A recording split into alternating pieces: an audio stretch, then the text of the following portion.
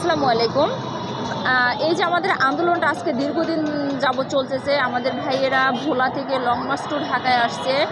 ৪টা নদী পার হয়ে আসছে। যে পদ্মার মতো একটা জঘন্যতম একটা নদী, সেই নদী পাড়ি দিয়ে আমাদের ঢাকায় আসছে। ঢাকায় আসার পরে আমরা একটা ভাইয়েরা কিছুদিন আপনার এখানে অনশনে ছিল। অনশনে থাকার পরে আমাদের এখানে ঢাকাতে একটা শাহবাগ চত্বরে একটা আন্দোলন হয়েছিল, বিশাল বড় একটা আন্দোলন।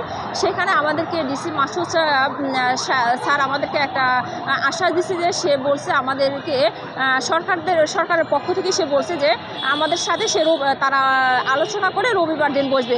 কিন্তু আমাদের সাথে আজও সেই রবিবার এখনও তাদের কাছে সরকারের পক্ষে এখনও আজও রবিবার আসে নাই। বলায় যে আমরা এক আন্দোলন করছি, ভোলা থেকে আবার আমরা ঢাকায় আসে আমাদের এই আজকে এখন 15 ঘন্টা অতিবাহিত হয়, 16 ঘন্টায় আমরা পড়েছে যে আমরা সেই অনশনে আমাদের শরীফ ভাই বসছে। আর যদি আমাদের শরীফ ভাইয়ের কোনো কিছু হয়, এই সমস্ত দায়ভার সরকার নেবে এবং প্রধান উপদেষ্টা ইউনূস স্যার নেবে।